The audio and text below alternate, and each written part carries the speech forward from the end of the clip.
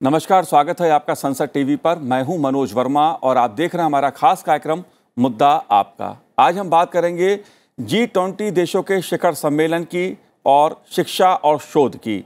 इस मुद्दे पर बात इसलिए करेंगे क्योंकि शिक्षा के स्तर को नई ऊंचाइयों पर ले जाने और रिसर्च व इनोवेशन पर केंद्रित करते हुए बुधवार को अमृतसर में G20 देशों का शिखर सम्मेलन शुरू हुआ। शिक्षा पर यह केंद्रित कार्यक्रम 15 से 17 मार्च तक आयोजित हो रहा है।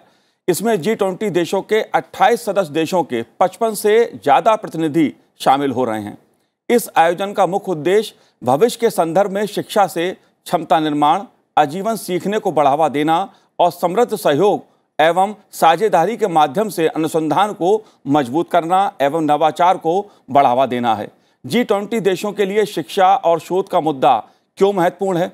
G20 के जो देश हैं शिक्षा की दृष्टि से किस क्षेत्र में कार्य कर सकते हैं? विश्व का क्या लाभ होगा? भारत की दृष्टि से शिक्षा और शोध की क्या संभावनाएं हैं? इन सभी मुद्दों पर चर्चा करेंगे और समझने की कोशिश करेंगे। खास मेहमान मेरे साथ जुड़े हुए हैं इस समय। मेरे साथ इस समय अमेठी यूनिवर्सिटी की BC professor doctor Balwinder Shukla ji जुड़ी हुई हैं। बलविंदर जी, आपका स्वागत है संसद टीवी पर। साथ ही नीति आयोग में शिक्षा क्षेत्र से सलाहकार हर्षित मिश्रा जी जुड़े हुए हैं, जो उप सलाहकार हैं नीति आयोग में। हर्षित जी, आपका भी स्वागत है। साथ ही हम बात करेंगे विदेश मामलों के विशेषज्ञ और शिक्षाविद प्रोफेसर राजेंद्र हड़से जी से। राजेंद्र जी, आपका भी स्वागत है संसद टीवी पर। और राजेंद्र जी, शुरुआत मैं आप ही से ही करूंगा क्योंकि आप जाने माने शिक्षाविद भी हैं, विदेश मामलों के जानकार भी हैं। जब G20 देशों के शिखर सम्मेलन में शिक्षा और शोध पर चर्चा होती है तो इसके क्या मायने हैं? यह मुद्दा क्यों महत्वपूर्ण है G20 देशों की दृष्टि से? मैं समझता हूं कि ये इतनी बड़ी बात है क्योंकि धीरे धीरे ये G20 का जो सारा ग्रुप है, समूह, ये उभरने लगा है, इवॉल्व होने लगा है। यानी पहले केवल फाइनेंस मिनिस्टर्स अपने अपने देश के 1999 से इकट्ठा होकर कुछ चर्चा करते थे, लेकिन जब 2009 के साथ 8-9 तक जो फाइनेंशियल क्राइसिस आ गया लेहमैन ब्रदर का, तो हेड ऑफ द स्टेट भी उसमें इन्वॉल्व हो गए और G20 ग्रुप बदलने लगा। और आज उसकी ये स्थिति है कि देश की सारी बड़ी सत्ताएं, महासत्ताएं, मेजर पावर्स, सब सारी सत्ताएं इकट्ठा हुई है और एक बनकर, एकजुट होकर, सहयोग से कुछ शिक्षा के क्षेत्र में कुछ अच्छा काम करना चाहती है। ये बड़े हर्ष का विषय है जी। अब ऐसा है कि कौन से विषय आ सकते हैं, तो बहुत सारी चीज़ें हैं।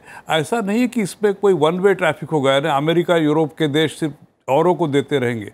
क्योंकि मैं ये समझता हूँ कि चाहे वो चीन हो, भारत हो, ब्राज़ील हो और अन्य राष्ट्र हो, वो भी देने की उनकी काबिलियत है और बहुत कुछ सारा दे सकते हैं। तो आपस में आदान प्रदान करने का एक अच्छा सा मौका यहाँ मिल रहा है। और मैं समझता हूँ कि भारत की कुछ संस्थाएं देखिए, जैसे TIFR हो, Indian institute of science Bangalore हो, IITs और IIMs हो, कुछ अच्छी सेंट्रल यूनिवर्सिटीज़ हो, शिक्षा के बारे में हमारी डेवलपमेंट हर जगह हुई है, चाहे वो नैनो टेक्नोलॉजी हो, बायो इन्फॉर्मेटिक्स हो, इंफॉर्मेशन टेक्नोलॉजी हो या सोशल साइंसेस हो, हर तरह से हमारी बहुत डेवलपमेंट हुई है और उसमें आदान प्रदान करने के लिए भारत बिल्कुल सक्षम है। वैसे ही मेरे ख्याल से अन्य देश भी सक्षम है। यूरोप और अमेरिका के और कनाडा के जैसे लोग तो है ही, लेकिन ब्राज़ील भी कर सकता है इसमें कुछ कंट्रीब्यूशन, अन्य देश भी कर सकते हैं, ये मेरा मानना है। जी बिल्कुल। हर्षित जी, मैं आपसे जानना चाहूंगा क्योंकि यह मुद्दा नीतियों से भी जुड़ा है। जाहिर सी बात है, शिक्षा का मुद्दा हर देश के लिए महत्वपूर्ण है और G20 देशों की जब हम बात करते हैं तो जाहिर तौर पे अंतर्राष्ट्रीय शिक्षा का एक मुद्दा आता है। भारत की दृष्टि से भी यह बेहद महत्वपूर्ण मुद्दा है और दुनिया के जो दूसरे देश हैं जिन्हें हम G20 देशों में मानते हैं, जो शामिल हैं, उसमें आप कैसे देखते हैं इस मुद्दे को? शिक्षा के आदान प्रदान की दृष्टि से, नीतिगत दृष्टि से यह मुद्दा कितना अहम है? देखिए मनोज जी, सबसे पहले तो भारत के लिए ये गर्व का विषय है कि हम ऐसे समय में G20 की अध्यक्षता कर रहे हैं जब कोविड काल के बाद का समय है। कोविड काल में हमने देखा कि शिक्षण संस्थाएं कैसे बंद रहीं और एजुकेशन एक ऐसा सेक्टर रहा जो सबसे ज्यादा प्रभावित क्षेत्रों में से एक रहा। तो भारत के भारत एक राष्ट्र के रूप में एक गर्व का विषय है जी। कि हम विश्व की सबसे बड़ी 20 अर्थव्यवस्थाओं के एक संगठन जैसे ग्रुप 20 या G20 कहा जाता है, उसकी हम अध्यक्षता कर रहे हैं और पूरे एक साल ये अध्यक्षता हमारे पास रहेगी। इस पूरे एक साल न केवल शिक्षा के क्षेत्र में बल्कि और क्षेत्रों में भी भारत एक राष्ट्र के रूप में हमारे पास एक मौका रहेगा कि हम पूरे विश्व को ये दिखा पाएं कि हमने क्या उपलब्धियां हासिल की हैं, हमारी विकास यात्रा क्या रही है। तो ये तो एक विषय है। दूसरा, आपने जो G20 को पॉलिसी लेवल पर उसका नीतिगत क्या आधार है और नीतिगत रूप में हम विश्व को क्या आदान प्रदान कर सकते हैं, it's not a one way traffic, हम क्या उनको प्रदान कर सकते हैं, क्या हम ग्रहण कर सकते हैं और कहां से हमारी म्यूचुअल अंडरस्टैंडिंग आगे बढ़ सकती है। उसमें सबसे पहले तो मैं बताना चाहूंगा कि भारत का जो एक एजुकेशनल इकोसिस्टम है, हमारे स्कूल, ये मैं अगर स्कूल एजुकेशन की बात करूं तो हमारे 15 लाख स्कूल हैं, हमारे 26 करोड़ स्टूडेंट्स हैं। अगर मैं हायर एजुकेशन की बात करूं तो हमारी 1100 के आसपास यूनिवर्सिटियां, 40,000 के आसपास हमारे कॉलेज और इंस्टीट्यूशन और करीब 4 करोड़ के आसपास हमारा स्टूडेंट। ये पूरा जो एजुकेशनल इकोसिस्टम है, we are second largest educational ecosystem in the world. ये पूरा जो हमारा अनुभव है, ये पूरा जो हमारा एक संपदा है, शिक्षा की संपदा है, तो उसमें काफी कुछ ऐसा है जो हम विश्व को प्रदान कर सकते हैं। और इसमें जो सबसे महत्वपूर्ण चीज है वो है नेशनल एजुकेशन पॉलिसी 2020। मुझे यहाँ बताते हुए हुआ कि लगभग विश्व के 15 से ज्यादा देशों ने भारत की राष्ट्रीय शिक्षा नीति के बारे में अपनी इच्छा व्यक्त की है और उन्होंने भारत सरकार से निवेदन किया है कि वो भी अपने देश में ऐसी शिक्षा नीति चाहते हैं और भारत सरकार से उन्होंने ये अनुरोध भी किया है कि वो उनके देश में उनके कॉन्टेक्चुअलाइजेशन में इसी प्रकार की शिक्षा नीति बनाने में उनकी सहायता करें। तो मुझे लग रहा है कि भारत की जो राष्ट्रीय शिक्षा नीति है, नेशनल एजुकेशन पॉलिसी 2020 है, ये हमारा एजुकेशनल इकोसिस्टम का एक लाइट हाउस है जो अगले 20 से 30 सालों में न केवल भारत की शिक्षा यात्रा को एक मार्गदर्शन देगा, बल्कि इसमें ऐसे तत्व शामिल हैं, इसमें ऐसे अंग शामिल हैं जो पूरे विश्व की वैश्विक शिक्षा यात्रा को एक सुनिश्चित दिशा प्रदान कर सकते हैं, चाहे वो 21st सेंचुरी स्किल हो, चाहे वो फ्यूचर स्किल हो, चाहे वो लर्निंग बाय डूइंग हो। ये सारी ऐसी चीजें हैं जो हम पूरे विश्व को प्रदान कर सकते हैं। एक पॉइंट और आपको बताना चाहूंगा, फाउंडेशनल लिटरेसी न्यूमरेसी FLN, जिस FLN पर G20 अमृतसर एजुकेशन सेमिनार में एक उसका प्रमुख विषय है, उस पर बात होने वाली है। उस FLN का इतना बड़ा प्रभाव है कि अगर राष्ट्रीय शिक्षा नीति का जो लक्ष्य है 2025 तक, ईयर 2025 तक हमने अगर अपने फाउंडेशनल लिटरेसी न्यूमरेसी के टारगेट को अचीव कर लिया, इसका असर हमारे GDP के 6 से 7% तक के हिस्से पर पड़ेगा। तो ये कुछ ऐसे तत्व हैं जिसमें भारत के पास पूरी सामर्थ्य है कि वो पूरे विश्व को एक लाइट हाउस के रूप में, एक लाइट हाउस पावर के रूप में उसका मार्ग प्रशस्त कर सकता है। जी बिल्कुल। और डॉक्टर बलविंदर शुक्ला जी, मैं आपसे ये जानना चाहता हूं, क्योंकि बात जब हम अंतर्राष्ट्रीय शिक्षा की करते हैं, एजुकेशन की करते हैं, तो वैश्विक स्तर के संस्थान, शिक्षण संस्थान भारत में हो, शिक्षा का स्तर अंतर्राष्ट्रीय स्तर का हो, वैश्विक स्तर का हो, इसको लेकर भी चर्चा होती है। इस दृष्टि से, भारत की दृष्टि से आप क्या संभावनाएं देखती हैं? पहले तो मैं आपको बधाई दूंगी कि ये मुद्दा आपका हायर एजुकेशन पे डिस्कस करने के लिए। शिक्षा नीति जो है NEP 2020, उसके हिसाब से हम अगर देखें तो ये एक बहुत ही महत्वपूर्ण एरिया है और एक ये मौका है भारत के लिए और G20 देशों के लिए भी कि किस तरह से आपस में कोलैबोरेट करें, एक दूसरे की शिक्षा नीति को समझें और कैसे एक दूसरे के साथ कोलैबोरेट करें for the student exchange, the faculty exchange, joint research, ताकि जो हम सोसाइटी की जरूरतों को समझ सकें, इंडस्ट्री की नीड्स को समझ सकें, उसके हिसाब से हम एजुकेशन प्रोवाइड करें, स्किल डेवलपमेंट करें, उसी के हिसाब से हम अपना रिसर्च एंड इनोवेशन करें। आज के समय में collaborative education and collaborative research की बहुत ज्यादा जरूरत है, क्योंकि जब हम एम्प्लॉयबिलिटी की बात करते हैं तो एम्प्लॉयबिलिटी सिर्फ एक नौकरी पाना या नौकरी देना नहीं है। एम्प्लॉयबिलिटी मीन्स ऑल्सो कि किस तरह से हम स्टूडेंट को इस योग्य बनाएं कि वो अपना स्टार्टअप कर सके, अपने बिजनेस शुरू कर सके। और जो बिजनेस के लिए मार्केट है, कोई लोकल मार्केट नहीं होती है, ग्लोबल मार्केट होती है। तो किस तरह से हम स्टूडेंट को डेवलप करें एज अ ग्लोबल टैलेंट, वो तभी हो सकता है जब स्टूडेंट एक्सचेंज हो, वो दूसरे देशों में जाएं, दूसरे देशों का कल्चर समझें, दूसरे देश में किस तरह की स्किल डेवलपमेंट हो रहा है, क्या करिकुलम है, उसको जब स्टूडेंट पढ़ेंगे, समझेंगे, इंटरेक्ट करेंगे, उससे स्टूडेंट की एक तो रिलेशनशिप बनेगी, एक उनका टैलेंट डेवलप होगा। उसी तरह से फैकल्टी का जब आप उसमें आदान प्रदान होगा रिसर्च के माध्यम से और एजुकेशन के माध्यम से, तो उससे क्या होगा कि वो एक तो अच्छे स्टूडेंट डेवलप करेंगे। जो रिसर्च एंड इनोवेशन होगा, वो टेक्नोलॉजीज जो डेवलप करेंगे, वो सिर्फ अपने देश के लिए ही नहीं मूल्यवान सिद्ध होंगी, बट दूसरे देशों के लिए भी मूल्यवान सिद्ध होंगी। इसलिए ये जो एक बहुत अच्छी अपॉर्चुनिटी है, जहाँ की इंडिया प्रेसिडेंसी कर रहा है G20 की, इसमें बहुत सारे एवेन्यूज सारे G20 कंट्रीज के लिए खुले हैं। और ये है कि हम इनको किस तरह से सब लोग मिलके इसका सबसे ज्यादा फायदा उठाएं, और किस तरह से डिफरेंट डिफरेंट डेलिब्रेशंस और डायलॉग्स के साथ, डिस्कशन के साथ ज्यादा से ज्यादा लोग इस तरह जुड़े, ताकि वो जो इस साल का जो हमारी प्रेसिडेंसी है, उसका long term impact education sector पे हो, और उसी एजुकेशन सेक्टर से इम्पैक्ट आएगा एम्प्लॉयबिलिटी पे, उसी से आएगा इकोनॉमिक डेवलपमेंट डिफरेंट देशों का। जी बिल्कुल। G20 देशों का जो शिखर सम्मेलन अमृतसर में हो रहा है, उसमें शिक्षा, शोध और नवाचार पे चर्चा हो रही है। जाहिर है इसके दूसरे जो पहलू हैं उन पे भी कहीं ना कहीं विचार विमर्श होगा, क्योंकि शिक्षा का मुद्दा, शोध का मुद्दा दुनिया के लिए, हर देश के लिए खासा महत्वपूर्ण है। भारत की दृष्टि से मैं राजेंद्र जी आपसे समझने की कोशिश करूंगा, क्योंकि जब भी हम बात शिक्षा की करते हैं तो अंतर्राष्ट्रीय स्तर पर जो शिक्षा का स्तर है, भारत का जो स्तर है, उसकी चर्चा होती है। जो बात मैं बलविंदर जी से भी समझना चाह रहा था, उन संभावनाओं को आप कैसे देखते हैं, क्योंकि बड़ी संख्या में जो हमारे देश के छात्र हैं वो उच्च शिक्षा ग्रहण करने विदेश जाते हैं, और उसके साथ एक आर्थिक पहलू भी जुड़ा होता है। इसको आप कैसे देखते हैं? क्या हमें इसका फायदा होगा?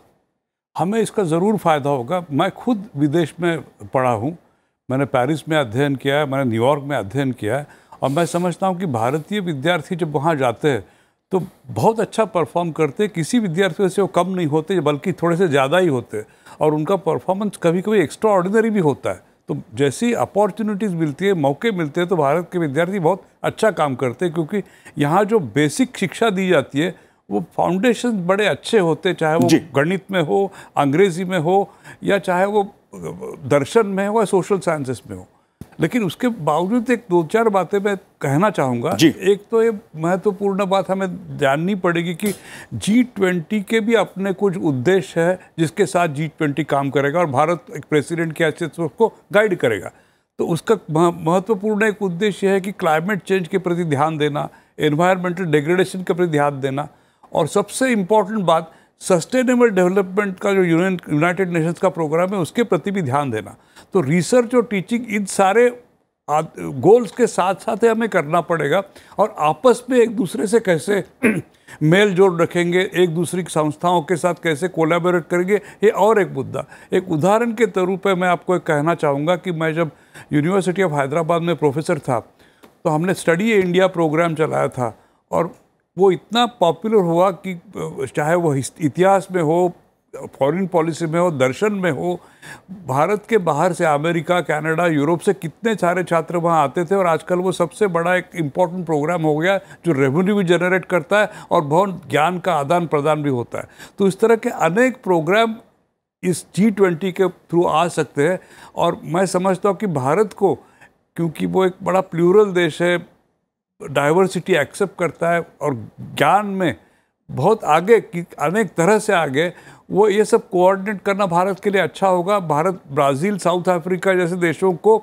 इंग्लैंड या अमेरिका से कोऑर्डिनेट कर सकता है, और वाइस वर्सा। तो भारत की एक ऐसी अपनी स्थिति रही है पिछले 70-75 साल से। एक भारत ऐसा राष्ट्र है जो बहुत लोगों के साथ ब्रिज बन के काम कर सकता है, और ये मौका भारत को प्रेसिडेंट होने की वजह से और एक बार अच्छी तरह से मिला है।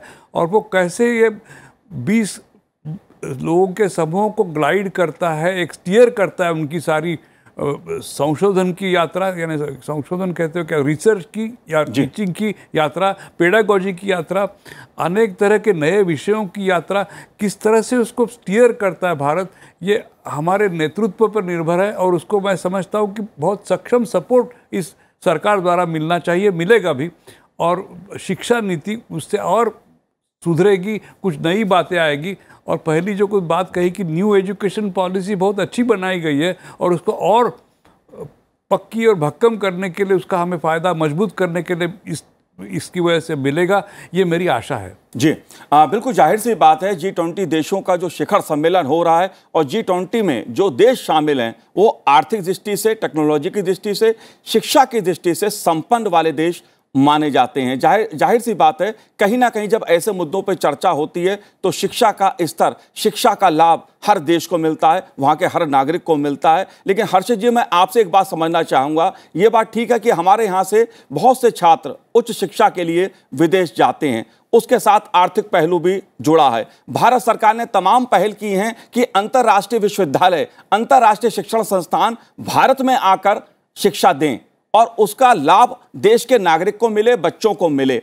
इस पहलू को आप कैसे देखते हैं? और दूसरा मेरा मुद्दा यह है कि भारत सॉफ्ट पावर के रूप में अंतर्राष्ट्रीय मंच पर मजबूती के साथ उभरा है। बात चाहे योगा की मैं करूं या आयुर्वेद शिक्षा की मैं करूं, ये तमाम पहलू हैं। इन मुद्दों को आप कैसे देखते हैं?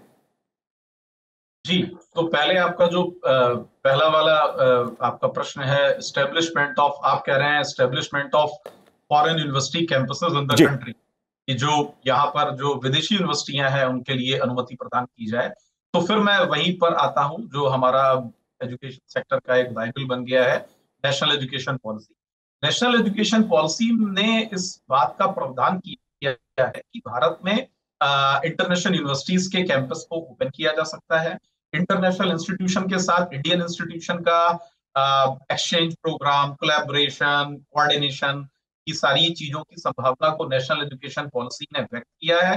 और भारत सरकार ने इसको इम्प्लीमेंट करते हुए सबसे पहले अभी एक recently memorandum of understanding sign भी हुआ है, जिसमें ऑस्ट्रेलियन यूनिवर्सिटी ने अहमदाबाद की गिफ्ट सिटी में अपना पहला फॉरेन कैंपस जो है, उन्होंने अपना एक फॉरेन कैंपस खोला है, जो इंडिया में किसी भी यूनिवर्सिटी का पहला फॉरेन कैंपस है। तो मुझे लगता है कि इंटरनेशनल इंस्टीट्यूशंस के, इंटरनेशनल यूनिवर्सिटीज के कैंपसेस को भारत में उनको स्थान देने के, उनको एस्टेब्लिशमेंट करने का प्रोसेस शुरू हो गया है और पहली यूनिवर्सिटी ऑस्ट्रेलियन यूनिवर्सिटी यहाँ पर आ गई है। मुझे लगता है कि ये यात्रा का एक प्रारंभिक बिंदु है, अभी इस दिशा में काफी लंबी यात्रा बाकी है।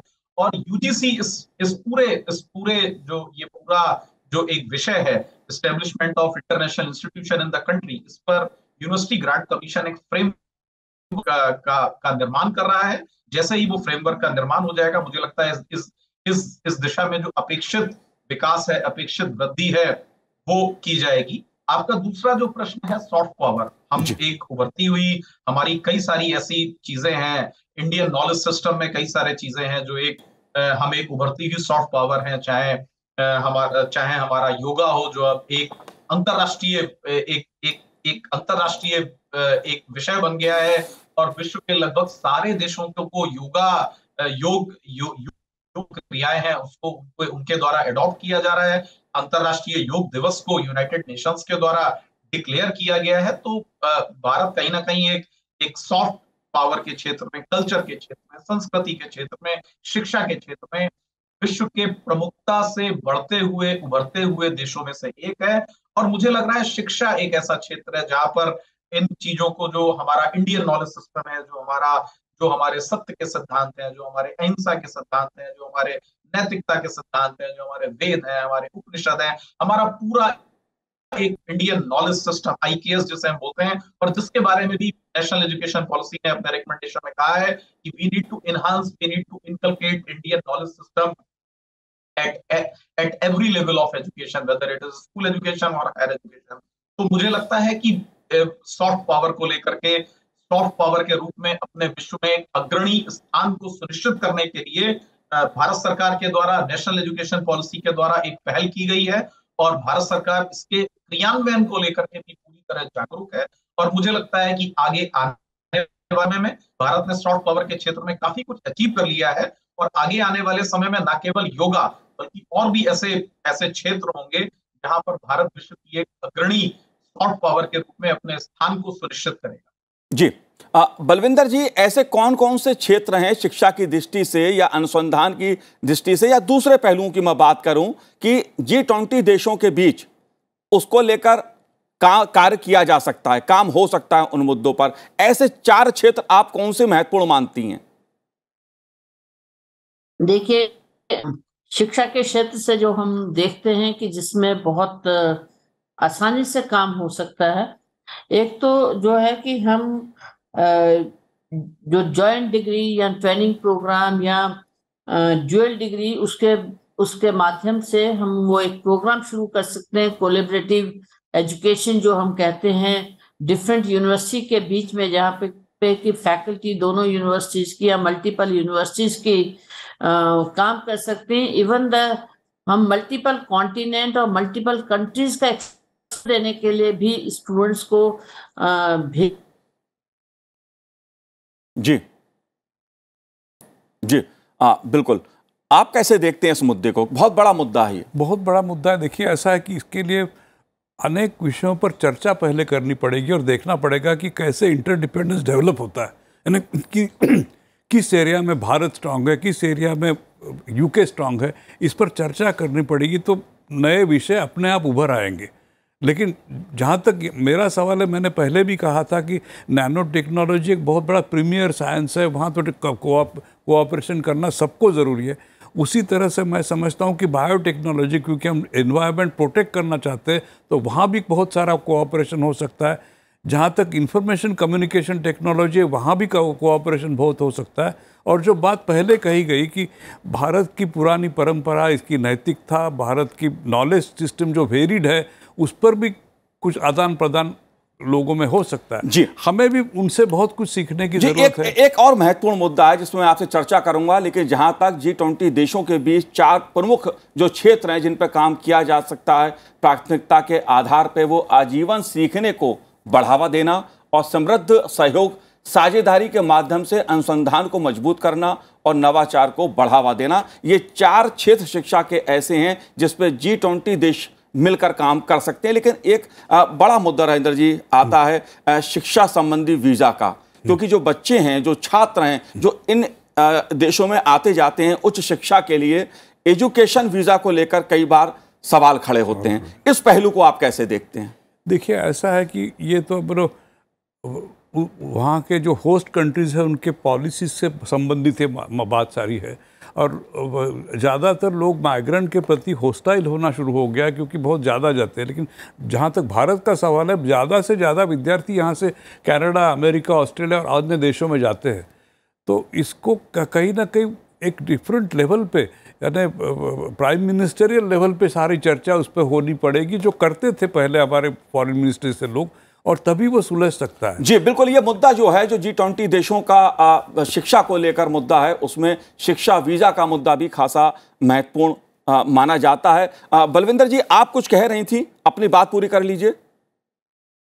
नहीं, तो मैं ये कह रही थी कि इसलिए जो है कि जो ये G20 देश हैं, इनमें से कि किस एरिया में रिसर्च करनी है, जो एक हेल्थ केयर बहुत इम्पोर्टेंट सेक्टर है, जिसमें कि हमने देखा कोविड के टाइम पे किस तरह से सारे विश्व ने प्रॉब्लम झेली हैं। तो एक तो हेल्थ केयर सेक्टर जिसमें कि रिसर्च हम कर सकते हैं, और दूसरा जो है कि हम जो आज की तारीख में जो एम्प्लॉयबिलिटी जो है, वो एक नेशनल इशू नहीं है, ये ग्लोबल है कि किस तरह से हम ग्लोबल टैलेंट डेवलप करें। इस तरह से स्टूडेंट एक्सचेंज और स्किल डेवलपमेंट ग्लोबल लेवल पे कोलैबोरेशन करना बहुत जरूरी है। जरूरी नहीं है कि लंबे समय के लिए स्टूडेंट दूसरे देशों में जाएं, बल्कि शॉर्ट ड्यूरेशंस के लिए भी जाएं और उससे उनका डेवलपमेंट होगा। उसी तरह से हमारे जो बायोटेक्नोलॉजी एरिया है, हमारे बाकी एरियाज हैं, जी बलविंदर जी, ये सारे महत्वपूर्ण मुद्दे हैं G20 देशों के सामने। लेकिन हर्षित जी, आखिरी सवाल मेरा आपसे है, क्योंकि मुद्दा शिक्षा और रोजगार से जुड़ा है। छात्रों और पेशरों को दो तरफा आवाजाही के लिए अधिक अवसर मिले, इस मुद्दे को आप कैसे देखते हैं? देखिए, ये बिल्कुल ये मुद्दा बहुत इंपॉर्टेंट है, बहुत महत्वपूर्ण है।